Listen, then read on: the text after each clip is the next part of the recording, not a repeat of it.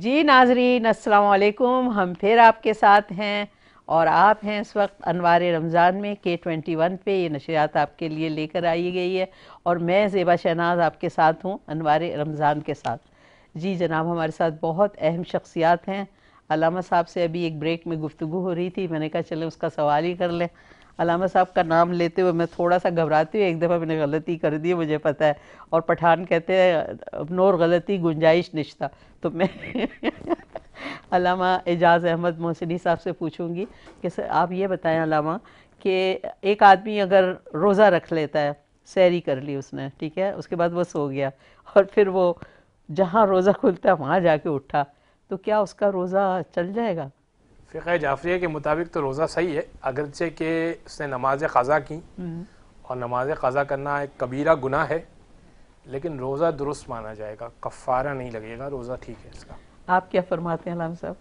اس میں ایسا ہی ہوتا ہے، اصل میں روزے کے جو لوازمات ہوتے ہیں نا، اصولی طور پر قانونی طور پر روزے کے نورانیت حاصل کرنے کے لیے تو ضروری ہے کہ روزے کا مطلب ہے اپنے جسم کو تکلیف اور شدت محسوس کرنا، آپ کو بھوک ہے، پیاس ہے، اور اسی کا دوسرا ایک جز یہ بھی بن سکتا ہے کہ بندہ نماز بھی پڑھ رہا ہے لیکن خالی پڑا ہوا ہے بستر پہ، اٹھ کے کوئی کام نہیں کرتا، تو روزہ تو ہو جائے گا اس کا۔ لیکن یہاں جواب تو میرا بھی سیم وہی ہوگا فقہ حنفیہ کے نزدیک کہ جس نے روزہ رکھا ہے روزے کی اصل روحانیت تک نہیں پہنچے گا۔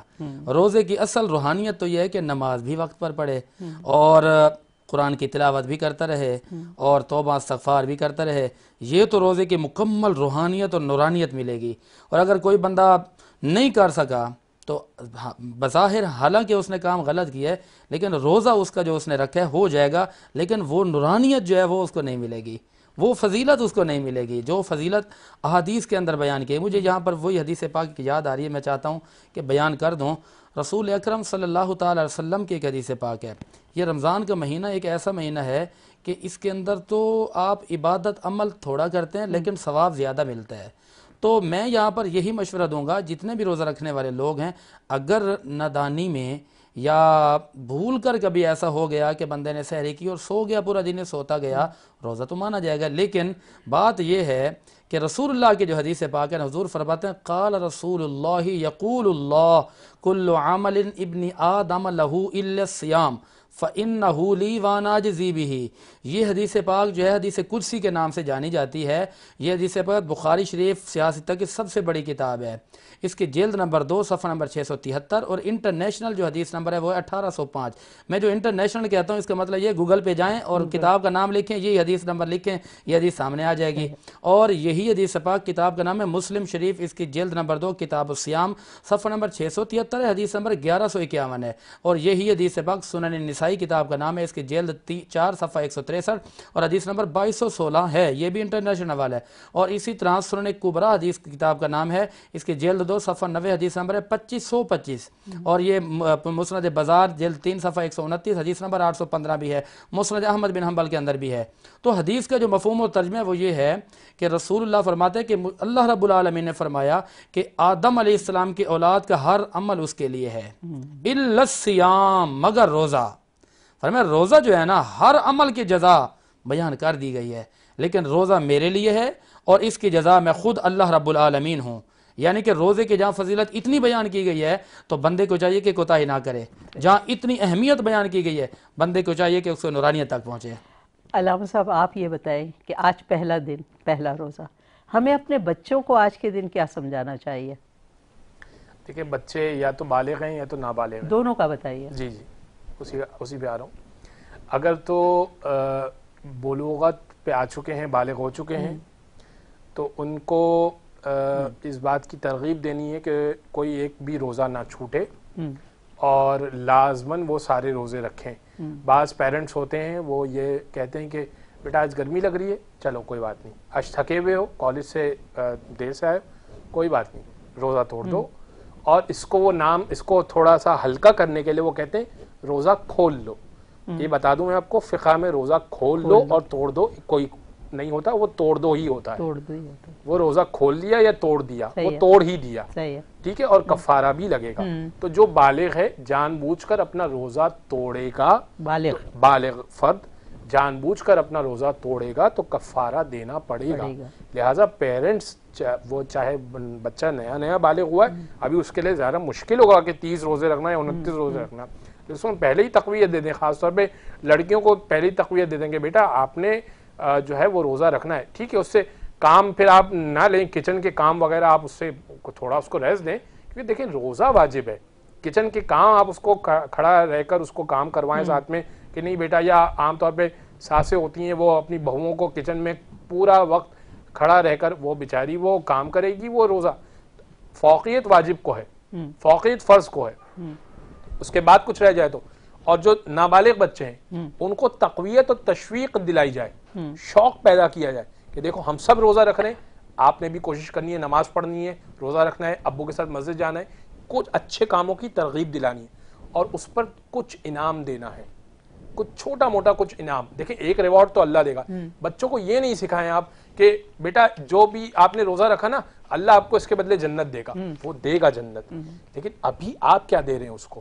بچے کی نگاہ میں ابھی فی الحال آپ اس کے رب ہیں، آپ اس کے پالنے والے ہیں. کیسے میں یہ لفظ رب استعمال کر رہا ہوں؟ رب ارحمہما کما ربیانی صغیرا. پالنے والے میرے والدین پر ایسے رحم کر جس طرح بچپن میں انہوں نے مجھے پالا تھا. یہاں لفظ والدین کے لیے رب استعمال ہوا ہے. بچوں کے لیے والدین ان کے رب ہیں، پالنے والے وہ ہیں. لہٰذا آپ ان کو موٹیویٹ کریں، بیٹا اگر آپ روزہ رکھیں گے آپ کو مثال کے طور پر 1000 روپیز یا 500 روپیز کچھ ملے گا. اب وہ بچہ رکھے گا 2 بجے تک 3 بجے تک جہاں تک اس کی ہمت ہے وہ رکھے. اس کے بعد اس کو آپ پانی پلا دیں اور اس کو بولیں کہ تھوڑا پانی پیو، تھوڑا مزید برداشت کرو. تو تھوڑی ترغیب عبادتوں کی دلائیں، اس طرح گھر میں ماحول پیدا ہوگا. علام صاحب میں ایک چھوٹی سی بات کرنا چاہ رہی ہوں آپ کی اجازت سے. کیا یہ ضروری نہیں ہے کہ والدین خود روزہ رکھیں گے تو بچے کو ترغیب ملے گی؟ یہ تو آپ کے سوال سے میں نے فرض کیا ہے کہ والدین روزہ رکھ رہے ہیں، یعنی آپ کے سوال پہ میں نے یہ فرض کیا ہے. کئی دفعہ ماں باپ خود نہیں رکھتے اور بچوں کو ڈانٹ رہے ہوتے ہیں. میں تو آپ کو پہلے ہی عرض کر رہا ہوں کہ اگر بچہ بالغ ہے تو وہ تو روزہ رکھے گا. اس کا مطلب یہ ہے کہ والدین تو روزہ رکھیں گے. ایسے بھی ماں باپ میں نے اپنی آنکھوں سے دیکھا ہے خود کا روزہ نہیں ہوتا، وہ کھا رہے ہوتے ہیں اور بچوں کو کہہ رہے ہوتے ہیں روزہ رکھیں. ایسے لوگوں کے لیے کیا کہیں گے؟ ایسے والدین کو تو پہلے خود سیکھنا ہے، ترغیب کے لیے تو آپ پہلے تو عمل کریں. ان کو یہ سیکھنا ہے کیونکہ ہم بچپن میں اپنے والدین کو ایسے والدین کو یہ سمجھنا ہے کہ ایک روزہ چھوڑنے کے بدلے، فقہ جعفریہ کا مسئلہ بتا دوں، ایک روزہ چھوڑنے کے بدلے 60 فقیروں کو پیٹ بھر کر کھانا کھلانا ہے. ایک روزہ چھوڑنے کے بدلے قضا الگ ہے، قضا تو کرنی ہی کرنی ہے. 60 فقیروں کو، مسکینوں کو پیٹ بھر کے کھانا کھلانا ہے یا 2 مہینے مسلسل روزے رکھنے ہیں. یہ ایک روزے کا کفارہ بتا رہا ہوں میں آپ کو. یا ایک غلام آزاد کرنا ہے، وہ غلام تو ابھی اس وقت ہے نہیں، لہذا یہ 3 کفارے ہیں. تو اب اگر ایک روزہ چھوڑ دیا جان بوجھ کر، حالت مرض کی بات نہیں کر رہا، حالت سفر کی بات نہیں کر رہا، ابھی بات کر رہا ہوں جان بوجھ کے ہم چھوڑ رہے ہیں. ہم بعض لوگ ہوتے ہیں کہ وہ ان کے گھر میں باقاعدہ ناشتہ پک رہا ہے، باقاعدہ دوپہر کا کھانا بننا ہے، ان کے گھر میں رمضان کیا اور شعبان کیا اور عید کیا اور باقی دن کیا. تو ان کے گھر میں وہ صحیح فرما رہے ہیں. اسی لیے میں نے کہا ان لوگوں کے لیے ان کو کفارہ بتا دیا جائے. اچھا وہ سمجھتے ہیں کہ ہم کفارہ، بعض لوگ اتنے پیسے والے ہوتے ہیں وہ کہتے ہیں ہم کفارہ ادا کر دیں گے. جو خدا سے معصیت مولی ہے تم نے، جو خدا سے دشمنی مولی ہے، اس کا کیا جواب دو گے؟ بڑے ایزی ہوتے ہیں. ایک بات تو یہ، دوسری بات قضا تو وہی ہے، قضا تو وہی ہے نا، قضا تو کرنی ہے، روزہ تو وہیں پہ کھڑا ہوا ہے، روزہ تو وہیں رکھنا ہے آپ نے. کفارہ تو آپ نے ادا کر دیا. آپ نے کہا میرے پاس پیسے ہیں، میں کفارہ 60 فقیروں کو کیا میں 600 فقیروں کو کھلا دوں گا. آپ کیا قضا وہی ہے، آپ نے خدا سے جو معصیت مولی اور خدا کا عذاب اپنے گلے لیا، اس کا جواب کون دے گا؟ یہاں پر جیسے بات چلی تھی، میں چاہتا ہوں دیکھنے والے جو ہے، کیونکہ فقہ حنفیہ والے بھی ہیں، فقہ جعفریہ والے بھی ہیں، تو فقہ جعفریہ کے حوالے سے تو بتا دیا کفارہ، اور سننے والوں کے لیے میرا پیغام ہے کہ فقہ حنفیہ کا بھی یہی کفارہ ہے. یعنی کہ روزہ اگر توڑیں گے تو یہی کفارہ ہوگا کہ آپ نے ایک تو اس کی جگہ پہ روزہ رکھنا ہوگا، اور پھر 2 مہینے کے لگاتار روزے ہیں، شہرین متتابعین. اچھا لگاتار کا مطلب بیچ میں اگر آپ نے ایک آدمی چھوڑ دیا نا تو دوبارہ ایک سے شروع ہو جائے گا. فتحریر رقبہ، غلام کو آزاد کرنا بھی ہے. لیکن یہ بات ذہن میں رہے کہ بندہ ذہنی طور پر یہ تیار نہ رہے کہ خیر ہے جی اچھا میں روزہ چھوڑ دیتا ہوں تو بعد میں یہ ہے کہ میں قضا کر دوں گا یا کفارہ کر دوں گا. اگر کوئی شخص اس طرح کر کے جان بوجھ کر توڑتا ہے نا روزہ, چھوڑ دیتا ہے کہ جی میں بعد میں کفارہ دے دوں گا, تو رسول اللہ فرماتے ہیں کہ ایسا شخص اگر زندگی بھر بھی روزے رکھتا رہے نا تو اس کے زندگی بھر کے روزے بھی اس ایک روزے کی جو کمی ہے وہ پوری نہیں کر سکتے. بہت شکریہ علامہ صاحب. ناظرین آپ نے سنا کہ میرے اس سوال کا کتنا مفصل جواب ہمارے دونوں علماء نے دیا, اور یہ واقعی ایسا نقطہ ہے, اس پہ ضرور غور کریں, کیونکہ جب آپ لوگ کوئی غلطی کرتے ہو تو آپ اپنے بچوں کو کیسے سدھار سکتے ہو؟ پہلے تو آپ نمونہ بنے. ہم چھوٹے تھے تو ہم دیکھتے تھے ہمارے ماں باپ روزہ رکھ رہے ہیں اور ان سے سیکھتے تھے تو اس چیز کو فالو کرتے تھے. تو آپ پلیز دین کو آسان نہیں لیں. دین جو ہے آسان تو ہے, لیکن بہت ساری ایسی باتیں ہیں جو ان حضرات کے بتائے جانے سے ہمارے آنکھ ناک کان کھل جاتے ہیں. ہم سوچتے ہیں کہ اچھا یہ جیسے علامہ صاحب دونوں فرما رہے ہیں کہ دونوں فقہ میں 2 مہینے مسلسل یعنی آپ روزہ رکھیں گے تو جا کے کفارہ ہوگا. اب میں درخواست کروں گی ہمارے بہت ہی عرض عزیز محمد نعیم سلطانی صاحب سے. آپ بہت دیر سے خاموش ہیں, ہمیں بہت اچھی سی کوئی نعت سے سرفراز کریں. بہت شکریہ. صلی اللہ علیہ یا رسول اللہ وسلم علیکہ یا حبیب اللہ. صلی اللہ علیہ یا رسول اللہ وسلم علیکہ یا حبیب اللہ. لگیاں نے موجاں ہن لائی رکھی سونیاں, لگیاں نے موجاں ہن لائی رکھی سونیاں. چنگے ہاں کے مندے ہاں, چنگے ہاں کے مندے ہاں, نبھائی رکھی سونیاں. لگیاں نے موجاں آقا دے غلاماں دا میں ادنا غلام, لوکی کہندے خاص میں تے آما تو بھی آما, لوکی کہندے خاص میں تے آما تو بھی آما. پردہ جے پایا تے پائی رکھی سونیاں, پردہ جے پایا تے پائی رکھی سونیاں. چنگے ہاں کے مندے ہاں, چنگے ہاں کے مندے ہاں, نبھائی رکھی سونیاں. لگیاں نے موجاں نا تیرا لے کے آقا شان میں بھی پائیے, تیرے ہاتھ ڈور سائیاں آپے تو چڑھائیے, تیرے ہاتھ ڈور سائیاں آپے تو چڑھائیے. چڑھی ہوئی گڈی نو چڑھائی رکھی سونیاں, چڑھی ہوئی گڈی نو چڑھائی رکھی سونیاں. چنگے ہاں کے مندے ہاں, چنگے ہاں کے مندے ہاں, نبھائی رکھی سونیاں. لگیاں نے موجاں حشر دہاڑے جدوں انبلاں نو تولنا, شرم دے مارے میں تے کچھ بھی نہیں بولنا. یا رسول اللہ حشر دہاڑے جدوں انبلاں نو تولنا, شرم دے مارے میں تے کچھ بھی نہیں بولنا. چادر چ اپنی چھپائی رکھی سونیا چادر چ اپنی چھپائی رکھی سونیا چنگے ہاں کے مندے ہاں چنگے ہاں کے مندے ہاں نبھائی رکھی سونیا لگیاں نے موجاں کسے نو میں اپنا دکھڑا سنایا نہیں تیرے باجو کسے مینو سینے نال لایا نہیں تیرے باجو کسے مینو سینے نال لایا نہیں سینے نال لایا تے لائی رکھی سونیا سینے نال لایا تے لائی رکھی سونیا چنگے ہاں کے مندے ہاں چنگے ہاں کے مندے ہاں نبھائی رکھی سونیا لگیاں نے موجاں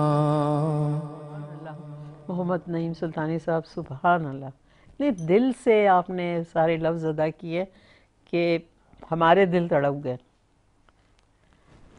علامہ صاحب، آپ نے یہ نعت سنی، آپ کیا سمجھتے ہیں کہ انسان جب اپنے خالق سے ڈائریکٹ بات کرتا ہے تو کیا اس کا رمضان کی جو فضیلت ہے اس میں انسان کا جو واسطہ پڑتا ہے اس سے تو کتنا کچھ سنتا ہے وہ؟ اجیب دعوت الداعی اذا دعان، میرے رب کا یہ وعدہ ہے کہ میرا بندہ مجھے جب پکارتا ہے تو میں اس کی پکار سنتا ہوں اور میں جواب دیتا ہوں۔ نحن اقرب الیہ من حبل الورید، یہ میرے رب کا فرمان ہے، فرمایا کہ ہم تو شاہ رگ سے بھی زیادہ قریب ہیں۔ وہ رب جو ہماری شاہ رگ سے بھی زیادہ قریب ہے، بندے اور خالق کے درمیان میں کوئی اتنا بڑا فاصلہ تھوڑی ہے۔ بندے اور رب کے درمیان میں کوئی فاصلہ نہیں ہے، صرف تیرے ماتھے اور تیری جائے نماز کے درمیان کا یہ فاصلہ ہے۔ جب بندہ خالق کی بارگاہ میں جھک جاتا ہے، سر جھکا لیتا ہے تو اس کی معراج ہو جاتی ہے۔ یہاں پر علامہ اقبال نے کہا کہ ایک سجدہ جسے تو گراں سمجھتا ہے، ہزار سجدوں سے آدمی کو نجات دیتا ہے۔ جو رب کے آگے نہیں جھکتا وہ پھر سب کے آگے جھکتا ہے، جو رب کے آگے جھک جاتا ہے وہ عرش کا رب کسی اور کے آگے جھکنے نہیں دیتا۔ رب فرماتا ہے بندہ میرا ہے، جھکتا اوروں کے آگے ہے، ٹھیک ہے۔ اور پھر رب فرماتا ہے کہ جب میری بارگاہ میں بندہ آ گیا ہے تو میں پھر اس کو اوروں کے در پہ جانے نہیں دیتا۔ ہم اپنے مشکلات کے حل کے لیے پتہ نہیں کتنے کتنے سمندر پار کر جاتے ہیں، لیکن وہ خالق، وہ مالک، وہ رازق جو شاہ رگ سے بھی زیادہ قریب ہے، ہم اس کی بارگاہ میں نہیں جاتے۔ یہ صیام، یہ ماہ غفران یہی پیغام تو لے کر آیا ہے۔ اس ماہ مبارک کے اندر اللہ کی رحمت منتظر رہتی ہے کہ بندے اپنے خالق کی بارگاہ میں آئیں۔ مجھے پھر ایک اور حدیث پاک یاد آ رہی ہے، حضور اکرم صلی اللہ تعالی وسلم کی حدیث پاک ہے، اس سے ملتا جلتا مضمون ہے جو میں نے پہلے حدیث پیش کی ہے کہ کلو عمل ابن آدم لہو فالحسنۃ بعشر امثالہ الی 700 ضعف الا الصیام۔ فرمایا کہ بندہ ابن آدم جو ہے نا، جب کوئی ایک نیکی کرتا ہے نا، عرش اولا کا رب 10 سے لے کر 700 گنا تک اس کو ثواب دیتا ہے۔ 10 سے لے کر یعنی ایک نیکی ہے 10 بھی دے سکتا ہے، 100 کے برابر بھی دے سکتا ہے، 700 تک دے سکتا ہے۔ یہ تو ایک مسئلہ سمجھانے کے لیے ہے، لیکن جب روزے کی بات آتی ہے نا، پھر آگے وہی جملہ آ جاتا ہے الا الصیام، الا الصیام، کہ روزہ ایک ایسی عبادت ہے کہ روزے میں کوئی آپ کو جزا یا آپ کو عمل یا آپ کو محنت تول کر نہیں دی جاتی، بلکہ بغیر تولے دی جاتی ہے۔ یہ حدیث پاک، کتاب کا نام ہے سنن دارمی، اس کی جلد 2 صفحہ 40 اور حدیث نمبر ہے 1770، اور مسند احمد بن حنبل بھی کتاب کا نام ہے، اس کی جلد 2 صفحہ 443، حدیث نمبر ہے 9712، اور یہی حدیث پاک صحیح ابن خزیمہ جلد 3 صفحہ 197 پر ہے، اور حدیث نمبر ہے 1818، اور الترغیب و ترہیب کتاب کا نام ہے، اس کی جلد 2 اور حدیث نمبر 1447 ہے۔ تو یہ سارے ریفرنسز حوالہ جات ہیں کہ ان کے اندر یہ فضائل اور یہ عظمتیں بیان کی گئی ہیں جن کو ہم بھول بیٹھے ہیں، جن کو ہم چھوڑ کے بیٹھے ہوئے ہیں۔ آج خدا کی قسم اگر آپ ان کو اپنا لیں، اپنے خالق کو پہچان لیں، خالق کی بارگاہ میں آ جائیں، تو یقیناً یہ دنیا کے سارے غموں سے ہم نجات اور چھٹکارا حاصل کر سکتے ہیں۔ ماشاءاللہ ماشاءاللہ۔ علامہ اعجاز احمد، آپ فرمائیے، آپ کیا کہتے ہیں جو باتیں علامہ صاحب نے کی؟ جی، रसूल खुदा का इरशाद है कि फरमाया कि वअलम उक़सिमु बिइज़्ज़ती व जलाली अल्ला युअज़्ज़िबल मुसल्लीन वस्साजिदीन, जान लो कि परवरदिगार ने कसम खाई है कि इस महीने में, माह मुबारक रमज़ान में, अल्ला युअज़्ज़िबल मुसल्लीन वस्साजिदीन, नमाज पढ़ने वालों को और सजदा करने वालों को अजाब नहीं देगा। ये नहीं कहा रोज़ा रखने वालों को, इस महीने में नमाज पढ़ने वालों को और सजदा करने वालों को। जो आप पूछ रही थी ना कि सजदे में इंसान कितना करीब होता है, यानी अलग से सजदे का फरमाया। एक शख्स आया रसूल खुदा के पास, उसने कहा कि या रसूल अल्लाह, उसने तो 6 चीज़ें पूछी और कहा कि मुझे 6 चीज़ें बताएं, और रसूल ने उसको 6 जवाबात मुख्तलिफ दिए। उसका आखिरी सवाल ये था कि या रसूल अल्लाह, मेरी ख्वाहिश ये है कि जब मैं मर जाऊं तो आपके साथ महशूर हूं। मेरी छठी ख्वाहिश ये है, एक उसकी ख्वाहिश थी कि मुझे दुनिया मिले, एक उसकी ख्वाहिश थी कि मेरे सेहत मिले, तो रसूल ने हर चीज़ का जवाब दिया। आखिरी उसने कहा कि मेरी आखिरी ख्वाहिश ये है कि जब मैं मर जाऊं तो आपके साथ महशूर हूँ। रसूल खुदा ने कहा कि फिर इसका हल ये है कि अपने सजदों को तुलानी कर दे, सजदे लंबे किया कर, इसलिए कि मुझे लंबे सजदे बहुत पसंद हैं। तो अगर तू लंबे सजदे करेगा तो अल्लाह तुझे मेरे साथ मशहूर करेगा। अल्लाह, क्या बात है, ज़बरदस्त, बहुत खूबसूरत। हमारे पास हमारे तीसरे नाख़्वां इमरान अली नक्शबंदी, जो बहुत ही माशाल्लाह माशाल्लाह खूबसूरत तरीक़े से अपनी नातें पेश करते हैं और लोगों को बहुत पसंद आते हैं, वो मौजूद हैं। और मैं नहीं चाहती कि आप और इंतज़ार करें, बल्कि मैं चाहती हूँ कि अब आप हमें अपनी नात गोशे गुजार करें। बहुत शुक्रिया। सल्ले अला नबीना सल्ले अला मुहम्मदिन। हर तरफ नूर की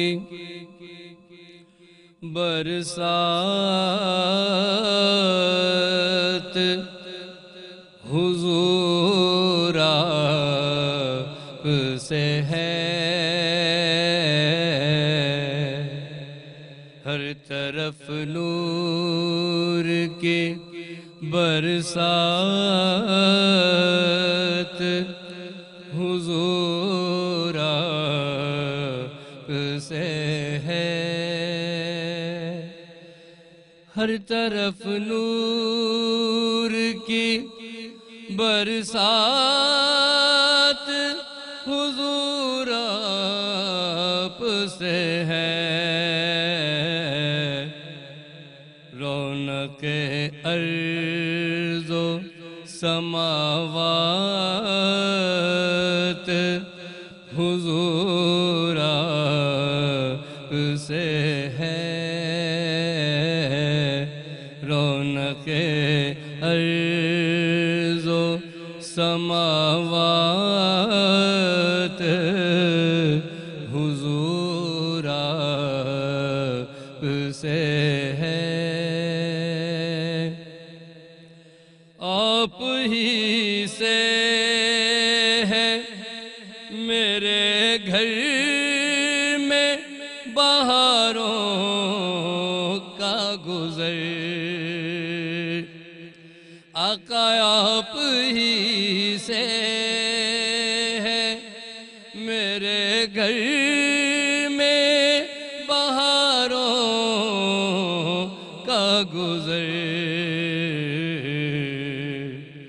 दाफ़ाए रंजो बलियात, हुजूर आप से है। दाफ़ाए रंजो बलियात, हुजूर आप से है।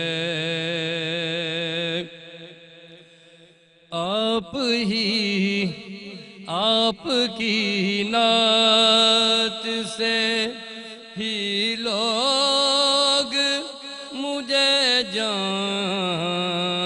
جانتے ہیں آپ کی نعت سے ہی لوگ مجھے جانتے ہیں میری ہستی میری اوقات